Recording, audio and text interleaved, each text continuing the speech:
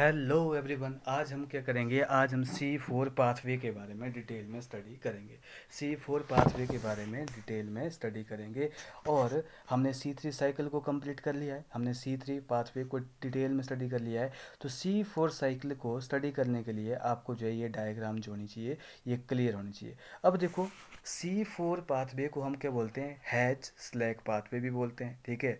और ये जो है ये अलग टाइप का, यहाँ पे जो है ये ऐसे प्लांट में पाए जाते हैं जहाँ पे जो है अलग टाइप का जो है कार्बन डाइऑक्साइड जो होती है वो फिक्स की जाती है। जैसे कौन कौन से ऐसे बहुत सारे ट्रॉपिकल प्लांट होते हैं, ऐसे प्लांट जो कि मतलब हाई टेम्परेचर में क्या करते हैं, ग्रो करते हैं। उन प्लांट में क्या होता है, C4 साइकिल जो होता है वो पाया जाता है। जैसे मेज़ में, शुगर केन में, सोरगम में, एट्रीप्लेक्स में, अमरेंथस में क्या होते हैं, ये ऐसे प्लांट हैं जिनमें क्या होता है C4 साइकिल जो होता है वो पाया जाता है। देखो यहाँ पे कि प्लांट जो होते हैं that are adapted to dry tropical region, जैसे प्लांट जो कि हाई टेम्परेचर में ड्राई ट्रॉपिकल रीजन में पाए जाते हैं, उन प्लांट को हम क्या बोलते हैं, C4 प्लांट बोलते हैं। और उन प्लांट में क्या होता है, C4 पाथवे जो होता है वो पाया जाता है, ठीक है। दो दिस प्लांट के पास क्या होता है, जो पहला जो स्टेबल कार्बन कंपाउंड बनेगा वो C4 एसिड बनेगा, ऑक्जेलोएस्टिक एसिड बनता है। अगर पहली बार जो कार्बन डाइऑक्साइड फिक्स की जाती है तो वहाँ पे जो फर्स्ट स्टेबल कंपाउंड होता है दैट इज ऑक्जेलो एस्टिक एसिड होता है, ठीक है। इसलिए हम क्या बोलते हैं, इसको C4 पाथवे बोलते हैं और इसको हम क्या बोलते हैं, C4 प्लांट बोलते हैं, ठीक है। यूज देखो यहाँ पे लिखा है कि दो this plant have C4 oxaloacetic acid as the first carbon dioxide fixation product, they use the C3 pathway और Calvin cycle as the main bias. उनमें C3 भी चलेगा, ऐसा नहीं कि C3 चलेगा, लेकिन कैसा होगा वो हम देखेंगे, बाद में देखेंगे। लेकिन then in what way they are different from the C3 plant, हम इसके बाद C3 प्लांट से क्या होते हैं, इनमें क्या क्या डिफरेंस होता है। देखो C4 प्लांट जो होते हैं बहुत ही स्पेशल प्लांट है। इनमें C3 प्लांट से कैसे कैसे डिफरेंस होता है, they have special type of leaf anatomy. इनकी जो लीफ एनॉटमी होती है वो C3 प्लांट से बिल्कुल डिफरेंट होती है। कैसे, ये क्या करते हैं, ये हाई टेम्परेचर के ऊपर टॉलरेट कर सकते हैं। नंबर वन, ये हाई टेम्परेचर के ऊपर क्या कर सकते हैं, C4 प्लांट टॉलरेट कर सकते हैं। ये हाई लाइट इंटेंसिटी के ऊपर भी क्या कर सकते हैं, नॉर्मली फोटोसिंथेसिस कर जाते हैं। They show a response to high light intensity और दे लैक ए प्रोसेस। इनके पास क्या होती है, एक प्रोसेस की लैकिंग होती है जो कि बहुत ही बेस्टफुल प्रोसेस होती है हमारे जो मतलब C3 प्लांट में, जो कि एनर्जी का बेस्ट करवाती है उन प्लांट में। तो ये that is called as a photo respiration, या उसको हम C2 साइकिल भी बोलते हैं। वो इनमें क्या होता है, एबसेंट होता है। और इसी वजह से क्या होता है, जब इनके अंदर बेस्टफुल C2 साइकिल नहीं होगा या फोटो रेस्पिरेशन नहीं होगी, तो इसी साइकिल को हम क्या बोलते हैं, ये जो प्लांट होते हैं हमारे C4 प्लांट्स होते हैं, इनके पास ग्रेटर प्रोडक्टिविटी होती है, ये ज़्यादा प्रोडक्टिव होते हैं as comparison to C3 plant, ठीक है। अब देखो, अगर इसके हम लीफ को स्टडी करें, इनके लीव्स को स्टडी करें, C3 और C4 के क्या डिफरेंस होता है। देखो यहाँ पे पार्टिकुलरली लार्ज सेल्स होते हैं, वेस्कुलर बंडल आपके जाइलम है, फ्लोएम है, उनको सराउंड करने वाले क्या होते हैं, लार्ज सेल्स होते हैं प्रेजेंट। जैसे मान लो कि मैं अगर इसको बनाऊँ, ठीक है, आपका ये वेस्कुलर बंडल है। अब इस वेस्कुलर बंडल को क्या करते हैं, आपके जो मतलब लार्ज सेल्स होते हैं वो सराउंड करते हैं, उनको बोलते हैं बंडल सिट सेल। और इनके बाहर क्या होते हैं, आपके मीजोफिल सेल्स होते हैं, वो प्रेजेंट होते हैं, ठीक है। मीजोफिल सेल और बंडल सिट सेल्स होते हैं, आपस में क्या होते हैं, इंटरकनेक्टेड होते हैं बाई प्लाज्मोडेस्माटा। तो यहाँ पे क्या होते हैं, पार्टिकुलरली क्या होता है, यहाँ पे लार्ज सेल्स होते हैं अराउंड द वेस्कुलर बंडल्स होते हैं ऑफ द C4 प्लांट जो होते हैं, उनको बोलते हैं bundle sheath cell. And the leaves which have the this type of anatomy, ठीक है, जहाँ पे जो है बंडल सिट सेल्स क्या करते हैं, हमारे जाइलम और फ्लोएम को सराउंड करते हैं, उस टाइप की एनाटॉमी को हम क्या बोलते हैं, क्रेंज एनाटॉमी बोलते हैं। यानी कि क्रेंज एनाटॉमी जो होती है कहाँ प्रेजेंट होती है, C4 प्लांट में होती है, लेकिन C3 प्लांट में क्रेंज एनाटॉमी क्या होती है, एबसेंट होती है। तो C4 प्लांट के पास क्या होती है, क्रेंज एनाटॉमी होती है, जिनमें क्या होता है, आपके वेस्कुलर बंडल्स होते हैं, उनको large parenchymatous cells that is bundle sheath cells क्या करते हैं, एक रीद की फॉर्म में, हार की फॉर्म में क्या करते हैं, उसको सराउंड करते हैं सेवरल लेयर में। और इस टाइप की एनाटॉमी को हम क्या बोलते हैं, that is called as the Kranz anatomy. तो वही चीज़ है, क्रेंज मीन रीद, रीद मतलब जैसे श्रद्धांजलि जब दी जाती है तो एक ग्राउंड कलर का जो हार दिया जाता है, Kranz mean wreath and is reflection of arrangement of the cell. और बंडल सिट सेल्स होते हैं may form several layer around the vascular bundle, ठीक है। ऑब्वियसली ये वेस्कुलर बंडल के चारों बहुत ज़्यादा लेयर बनाएंगे और they are characterized by having, इनके पास क्या होता है, लार्ज नंबर, जो आपके बंडल सिट सेल होंगे इनके पास क्या होते हैं, लार्ज नंबर ऑफ क्लोरोप्लास्ट होंगे। ठीक है, बंडल सी सेल के पास, और थिक वॉल होगी जो कि आपकी जो है इम्परवियस टू गैसेस एक्सचेंज, और इनके बीच में क्या होते हैं, कोई इंटरसेलुलर स्पेसिस होते हैं प्रेजेंट नहीं होते हैं। ठीक है, इनके पास क्या होते हैं, कोई इंटरसेलुलर स्पेसिस जो है एब्सेंट नहीं होते हैं। ठीक है, उसके बाद बंडल सी सेल्स के बाहर क्या होंगे, आपके मेसोफिल सेल होंगे। आपका डायग्राम दे रखा है यहाँ पे। ठीक है, यहाँ पे जो है this is going to represent the, जो है ये आपका जो इसने बंडल सी सेल जो है रिप्रेजेंट किया है। ठीक है, और ये जो है आपका मेसोफिल सेल जो है मतलब रिप्रेजेंट किया है। ठीक है, इसकी ये बंडल सी सेल्स क्या करें, ये आपके जो मतलब जाइलम और फ्लोएम को सराउंड कर रहे हैं। तो यहाँ पे क्या होता है कि the chloroplast of mesophyll cell and chloroplast of bundle cell में डिफरेंस होता है। देखो, जो क्लोरोप्लास्ट होता है आपके मेसोफिल सेल में, याद रखना, क्लोरोप्लास्ट ऑफ मेसोफिल सेल, इनके पास स्टार्च जो होता है एब्सेंट होता है। क्लोरोप्लास्ट ऑफ मेसोफिल सेल्स में क्या होगा, स्टार्च एब्सेंट होगा। और मेसोफिल सेल्स का काम क्या होता है, they are only specialize to perform light reaction. ये केवल मेसोफिल सेल क्या करते हैं, लाइट रिएक्शन ही परफॉर्म करते हैं। ये ऑक्सीजन का ही इवॉल्व करते हैं। ये केवल एटीपी और एनएडीपीएच का ही निर्माण करते हैं। और यहाँ पे रुबिस्को एंजाइम जो होता है वो क्या होता है, एब्सेंट होता है। याद रखना, वेरी वेरी इंपॉर्टेंट।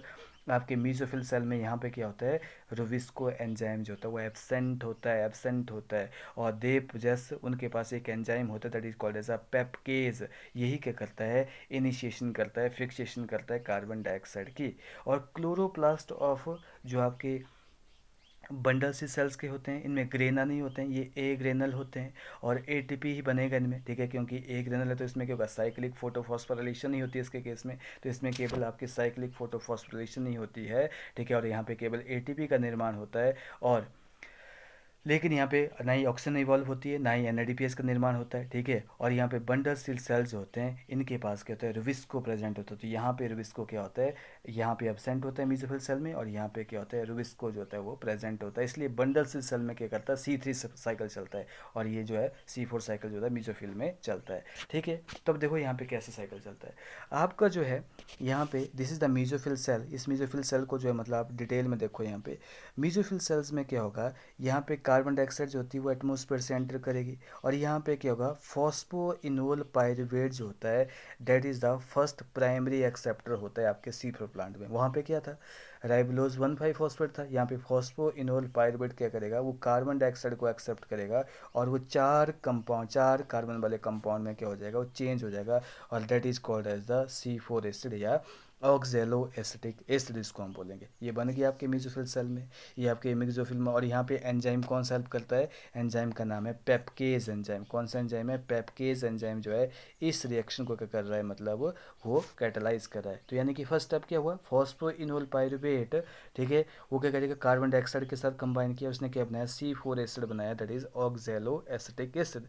यानी कि यहाँ पे प्राइमरी एक्सेप्टर जो है कार्बन डाइऑक्साइड का मेसोफिल में वो क्या है, फॉस्फोइनोल पायरुवेट है, इसको हम पेप भी बोलते हैं। ये कंबाइन करता है carbon dioxide in the presence of PEP carboxylase में, और क्या बनाता है, ऑक्जेलो एसिटिक एसिड बनाता है, और C4 एसिड भी इसको हम बोलते हैं। अब क्या होगा, ऑक्जेलो एसिटिक एसिड को जो है अनदर C4 एसिड में चेंज किया जाएगा, दैट इज मैलिक एसिड। या मैलिक एसिड को एस्पार्टिक एसिड, वो भी 4 कार्बन वाला, उसमें चेंज किया जाएगा। और या तो आपके मैलिक एसिड को जो है मतलब इसके अंदर जो है मतलब ट्रांसपोर्ट कर दिया जाएगा, दैट इज आपका C4 एसिड जो भी बने वो सारे कहाँ चले जाएंगे, वो आपके अब जो आपके वो कहाँ चले जाएंगे, आपके बंडल सील सेल में चले जाएंगे। और बंडल सील सेल में क्या होगा, ये C4 एसिड से क्या होगा, यहाँ पे कार्बन डाइऑक्साइड को रिमूव किया जाएगा। यहाँ पे कार्बन डाइऑक्साइड जो होगी वो रिमूव की जाएगी। अब मैंने आपको बताया था यहाँ पे कार्बन डाइऑक्साइड रिमूव हुई तो यहाँ पे रुबिस्को एंजाइम है, तो यहाँ पे क्या चलेगा, आपका C3 साइकिल चलेगा। ठीक है, और यहाँ पे जो C3 एसिड बना, जो इस C4 से कार्बन को कार्बन डाइऑक्साइड की फॉर्म में जो क्या किया, रिमूव कर दिया गया। अब यहाँ पे C3 जो होगा that is called as a pyruvic acid. ठीक है, ये पायरुविक एसिड द्वारा किस में चला जाएगा, ये आपका जो है मतलब C3 एसिड जो है द्वारा जो आपके मेसोफिल सेल में प्लाज्मोडेस्माटा के थ्रू जो है चला जाएगा, और दोबारा फिर उसको फॉस्फोइनोल पायरुवेट में चेंज कर दिया जाएगा, फॉस्फोइनोल पायरुवेट में चेंज कर दिया जाएगा। तो देखो क्या हुआ कि primary acceptor of carbon dioxide क्या है, वो फॉस्फोइनोल पायरुवेट है। वो क्या करेगा, वो आपके कार्बन डाइऑक्साइड के साथ कंबाइन करता है in the presence of PEP carboxylase, और क्या बनाता है, वो ऑक्जेलो एसिटिक एसिड बनाता है, दैट इज 4 कार्बन कंपाउंड वो बनाएगा। ठीक है, अब जो आपका 4 कार्बन कंपाउंड जो होता है, it is reduce to either malic acid, या इसको ट्रांस अमाइनेट किया जाता है अदर 4 एसिड में, that is called aspartic acid. अब मैलिक एसिड और एस्पार्टिक एसिड को क्या किया जाएगा, बंडल सी सेल में इसको क्या किया गया, मतलब ट्रांसलोकेट किया गया। जब इसको ट्रांसलोकेट किया गया तो वहाँ पे इसका डीकार्बोक्सिलेशन की गई, उससे एक कार्बन जो होती है कार्बन डाइऑक्साइड की फॉर्म में क्या गई, उसको रिमूव किया गया ऑब्वियसली। अब कार्बन डाइऑक्साइड यहाँ पे रिविस्को है तो वहाँ पे क्या करेगा, C3 साइकिल चलेगा। तो मैंने क्या बोला था, सभी प्लांट में C3 साइकिल होता ही होता है। लेकिन पायरुविक एसिड क्या किया जाएगा, उसको दोबारा जो है मेसोफिल सेल में जो है मतलब प्लाज्मोडेस्माटा के थ्रू जो है मतलब ट्रांसपोर्ट किया जाएगा, ठीक है, दोबारा जो उसको मेसोफिल में ट्रांसपोर्ट किया जाएगा। और वहाँ पे क्या किया जाएगा, पायरुविक एसिड को जो क्या किया जाएगा, यहाँ पे जो है एक एटीपी खर्च करके दोबारा इसमें चेंज कर दिया जाएगा। आपके जो मतलब जो है एक एटीपी जो है मतलब यहाँ पे खर्च करके कि इसमें चेंज किया जाएगा। वैसे एक एटीपी नहीं होता, यहाँ पे 2 एटीपी जो है खर्च होते हैं, उसमें चेंज किया जाता है, इसको फॉस्फोइनोल पायरुवेट में चेंज कर दिया जाता है। तो अगर देखा जाए तो आपके जो मतलब C4 साइकिल में क्या होता है, C4 साइकिल में कितने एटीपी लगते हैं, देखो 3 तो C3 तो हो ही रहा है, यहाँ पे C3 तो हो ही रहा है, तो यहाँ पे 3 एटीपी तो कार्बन डाइऑक्साइड को फिक्स करने के लिए लगेंगे और 2 NADPS भी लगेंगे क्योंकि C3 साइकिल तो आपके बंडल से सेल में हो ही रहा है, ठीक है। लेकिन साथ में जो होगा आपका पायरुविक एसिड को जब फॉस्फोइनोल पायरुविक एसिड में चेंज किया, कहाँ पे, मेसोफिल सेल में, तो वहाँ पे 2 एटीपी और यूटिलाइज हो जाते हैं। यानी कि अगर देखा जाए तो C4 साइकिल में जो है आपके 5 एटीपी लगते हैं और 2 NADPS लगते हैं आपके जो पर कार्बन डाइऑक्साइड को फिक्स करने के लिए। तो 6 को करने के लिए क्या होगा, 30 एटीपी लगेंगे और 12 NADPH2 जो है वो खर्च होंगे to fix the carbon dioxide. अब देखो इसको स्टडी कर लेते हैं। अब यहाँ पे देखो द प्राइमरी एक्सेप्टर, ठीक है, इस पाथवे को हम क्या बोलते हैं, इस पाथवे को हम हैच एंड स्लैग पाथवे भी बोलते हैं, ठीक है, एक साइक्लिक प्रोसेस है। तो यहाँ पे एक प्राइमरी एक्सेप्टर है कार्बन डाइऑक्साइड का, क्या है, 3 कार्बन मॉलिक्यूल है, दैट इज फॉस्फोइनोल पायरुवेट है। ये प्रेजेंट कहाँ होता है, ये मेसोफिल सेल में प्रेजेंट होता है। एंजाइम जो फिक्सेशन के लिए रिस्पॉन्सिबल है उसका नाम क्या है, पेप कार्बोक्सिलेज है, ठीक है, और इसको हम पेपकेज भी बोलते हैं, ठीक है, पेपकेज भी बोलते हैं। और it is important to register that कि मेसोफिल सेल जो होता है उनके पास क्या होता है, यहाँ पे रिविस्को एंजाइम एब्सेंट है, ठीक है। आपने याद रखना है कि आपके C4 प्लांट में क्या होता है, जो मेसोफिल सेल होता है उनके पास क्या होता है, रिविस्को जो होता है वो एब्सेंट होता है, ठीक है। और C4 एसिड जो होगा दैट इज ऑक्जेलो एसिड, उसको क्या किया जाएगा, उसको जो है अदर फॉर्म में चेंज किया जाएगा, ठीक है, अदर 4 कार्बन कंपाउंड जैसे मैलिक एसिड और एस्पार्टिक एसिड में चेंज किया जाएगा और उसको फिर ट्रांसलोकेट किया जाएगा किसमें, बंडल सी सेल में। और बंडल सी सेल में क्या किया जाएगा, C4 एसिड से क्या किया जाएगा, उससे कार्बन डाइऑक्साइड यानी डीकार्बोक्सिलेशन की जाएगी और उसको 3 कार्बन कंपाउंड यानी कि पायरुविक एसिड में चेंज कर दिया गया। और 3 कार्बन कंपाउंड जो आपका पायरुविक एसिड है दोबारा उसको मेसोफिल में क्या किया जाएगा, उसको सेंड किया जाएगा और वहाँ पे उसको फॉस्फोइनोल पायरुवेट में बाई 2 एटीपी खर्च करके जो उसको चेंज कर दिया जाएगा। और कार्बन डाइऑक्साइड जो रिलीज हुई आपकी यहाँ पे बंडल सी सेल में डीकार्बोक्सिलेशन के थ्रू, तो उसको क्या किया जाएगा, वहाँ पे केल्विन साइकिल चलता है। C3 साइकिल कहाँ चलता है, आपकी बंडल सी सेल में चलता है। और बंडल सी सेल्स होते हैं यार क्या होते हैं, ये एंजाइम रिविस्को में क्या होते हैं, रिच होते हैं, इसलिए क्या होता है लेकिन पेपकेज इसमें क्या होता है, एब्सेंट होता है। पेपकेज कहाँ होता है, मेसोफिल में ही प्रेजेंट होता है, यहाँ पे बंडल सी सेल में पेपकेज एब्सेंट होता है। और 10 से basic pathway that result in the formation of sugar, Calvin pathway जो होता है ये क्या होता है, कॉमन होता है। C3 प्लांट में तो हमने पढ़ा ही कैल्विन साइकिल है, लेकिन C4 प्लांट में क्या होता है, उसमें मेथड अलग हो जाता है, लेकिन C3 साइकिल चलता ही चलता है। लेकिन कहाँ चलता है, वो बंडल सी सेल में चलता है, ठीक है। तो डिड यू नोट दैट कि कैल्विन पाथवे जो है occur in all the mesophyll cell of C3 plant. आपके C3 प्लांट में तो सभी मेसोफिल में चला था क्योंकि C3 प्लांट में मेसोफिल में होता है रिविस्को एंजाइम। लेकिन C4 में केवल और केवल ये मेसोफिल में नहीं होता है, कहाँ होता है, ये बंडल सी सेल में होता है क्योंकि उसी के पास कौन सा एंजाइम होता है, आपका रिविस्को एंजाइम जो होता है वहीं प्रेजेंट होता है। तो वहीं पे क्या चलेगा, आपका C3 साइकिल चलेगा। उसके बाद यहाँ पे एक टेबल दे रखा है C3 साइकिल और C4 साइकिल में, ठीक है। आपने देखो यहाँ पे क्या टेबल है, इससे आपका कंसेप्ट और क्लियर हो जाएगा, ठीक है। यहाँ पे देखो इसमें लिखा है कि आपका cell type in which Calvin cycle takes place. C3 में तो मेसोफिल में ही चलेगा, C3 में तो मेसोफिल में ही चलेगा क्योंकि C3 में रिविस्को प्रेजेंट होता है। लेकिन C4 में केवल बंडल सी सेल में ही चलता है क्योंकि बंडल सी सेल में ही C3 साइकिल जो है चलता है क्योंकि उसी के पास क्या होता है, मतलब रिविस्को एंजाइम जो होता है C4 प्लांट में होता है, ठीक है। उसके बाद नेक्स्ट स्टेप है cell type in which initial carboxylation reaction occur. आपको पता होना चाहिए कि C4 में कार्बोक्सिलेशन कहाँ हो रही है, आपके मेसोफिल में हो रही है, लेकिन आपके C4 में इनिशियल कार्बोक्सिलेशन कहाँ हो रही है, जहाँ पे 4 कार्बन कंपाउंड बन रहा है वो भी कहाँ हो रही है, मेसोफिल में ही हो रही है। तो यानी क्या है, यहाँ पे पहली जो कार्बोक्सिलेशन है, जो पहला कार्बन डाइऑक्साइड का रिएक्शन है, वो दोनों में कहाँ होता है, मेसोफिल में ही चलता है। उसके बाद हाउ मेनी सेल्स होते हैं, ये हेल्प करते हैं फिक्स करने के लिए कार्बन डाइऑक्साइड। तो C3 में तो एक ही होता है, एक मेसोफिल में क्या होती है, कार्बन डाइऑक्साइड फिक्स होती है, लेकिन हमारे C4 में दो टाइप के सेल होते हैं, मेसोफिल और बंडल स्थित सेल, दोनों क्या करते हैं, हेल्प करते हैं कार्बन डाइऑक्साइड फिक्सेशन करने में। तो इसमें एक और इसमें जो है दो जो होते हैं, ये इंपॉर्टेंट रोल प्ले करते हैं फिक्सेशन में, क्योंकि C4 में बंडल स्थित सेल और मेसोफिल सेल्स होते हैं आपस में इंटरकनेक्ट होते हैं। Which is the primary acceptor, C3 में क्या है, आपका प्राइमरी एक्सेप्टर जो है RUBP है, लेकिन यहाँ पे क्या है, फॉस्फोइनोल पायरुवेट है। मैंने आपको पहले बताया फॉस्फोइनोल पायरुवेट जो होता है वो C4 में प्राइमरी एक्सेप्टर है, लेकिन C3 में क्या है, राइबोलोज 1,5 बिसफॉस्फेट जो है प्राइमरी एक्सेप्टर है। Number of carbon in the primary carbon acceptor, देखो RUBP में कितने कार्बन थे, वो 5 कार्बन थे, लेकिन पेप में कितने कार्बन थे, वो 3 कार्बन थे। ठीक है, ऑब्वियसली पेप में यहाँ पे 5 और यहाँ पे 3, ठीक है, यहाँ पे 5 और यहाँ पे 3, यहाँ पे 5 और यहाँ पे 3 होते हैं। Which is the primary carbon dioxide fixation product, पहला क्या बनेगा, उसमें 2 मॉलिक्यूल बनते हैं आपके फॉस्फोग्लिसरिक एसिड के C3 में, और यहाँ पे 4 कार्बन वाला कंपाउंड बनता है, that is oxaloacetic acid. C3 में कितने कार्बन थे फर्स्ट कंपाउंड में, दैट इज 3 कार्बन थे, और इसमें कितने थे, 4 कार्बन थे, ये भी हो गया। डज द प्लांट हैव रिस्को, देखो प्लांट की बात हो रही है, C3 में तो रिस्को है ही है, लेकिन आपके C4 में भी रिस्को है, लेकिन वो कहाँ है, वो जो है मतलब बंडल सीड सेल में। तो दोनों में क्या होगा, यस होगा, दोनों प्लांट में क्या होगा, रिस्को प्रेजेंट होता है, याद रखना दोनों में क्या होता है, रिस्को प्रेजेंट होता है। क्यों, क्योंकि एक में तो है ही मेसोफिल सेल में, लेकिन दूसरे में कहाँ है, बंडल सीड सेल में है, C4 प्लांट में बंडल सीड सेल में जो होता है रिस्को प्रेजेंट होता है। डज द प्लांट हैव पेप्केज, देखो C3 में तो पेप्केज नहीं होता है, C3 में पेप्केज नहीं होता है, ठीक है, लेकिन जो आपके C4 में पेप्केज कहाँ होता है, मेसोफिल में होता है। Which cell in the plant have rubisco, मैंने आपको बताया कि C3 में मेसोफिल सेल में क्या होगा, रिविस्को होगा, लेकिन C4 में बंडल सीड सेल में क्या होता है, रिविस्को प्रेजेंट होता है। Carbon fixation rate under high light condition, देखो हाई लाइट कंडीशन में सबसे ज़्यादा एफिशिएंट कौन होते हैं, आपके C4 प्लांट होते हैं। तो हाई लाइट कंडीशंस में जो है वो जो होते हैं हाई होती है हमारे C4 प्लांट में, लेकिन C3 प्लांट जो होते हैं वो हाई लाइट इंटेंसिटी में लो फिक्स करते हैं, वो इतने एफिशिएंट नहीं होते हैं। क्यों, क्योंकि उनके अंदर क्या हो जाती है, फोटो रेस्पिरेशन चल पड़ता है, उनमें एक बेस्टफुल प्रोसेस होने लग पड़ती है, इट इज़ फोटो रेस्पिरेशन बोलते हैं।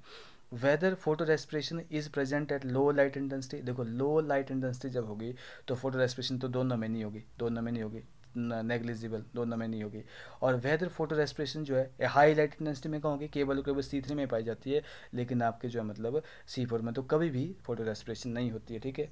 और वेदर फोटो रेस्पिरेशन जो होगा would be present at low carbon dioxide concentration, ठीक है, यस आपके C3 में जो होगी वो लो कार्बन डाइऑक्साइड कंसंट्रेशन है, तो ऑब्वियसली वो आपका इसको क्या करेगा, वो ऑक्सीजन के साथ कंबाइन कर जाएगा, तो यहाँ पे तो होगी, लेकिन यहाँ पे कभी भी जो है फोटो रेस्पिरेशन नहीं होती है, चाहे लो हो चाहे हाई हो, कभी भी फोटो रेस्पिरेशन C4 में नहीं होती है। वेदर फोटो रेस्पिरेशन जो है would presented high carbon dioxide concentration, यहाँ पे नहीं होगी, लेकिन यहाँ पे भी नहीं होगी, दोनों में नहीं होगी, अगर हाई है तो दोनों ही नहीं होगी। टेम्परेचर ऑप्टिमम देखा जाए C3 के लिए क्या है, 30 से 40 आपका 20 से 25 है, और C4 के लिए 30 से 40 डिग्री टेम्परेचर पे काम कर जाते हैं ये, ठीक है। तो ये आपके C3 वाले जो हैं 20 से 25 डिग्री तक काम कर जाते हैं, और C4 वाले आपके 30 से 40 तक काम कर जाते हैं। This is the table which are going to represent the difference between the C3 and the C4 plant. इसके बाद हम स्टडी करेंगे C2 cycle, that is called as the photo respiration बोलते हैं, ठीक है। तो that's all for today, okay.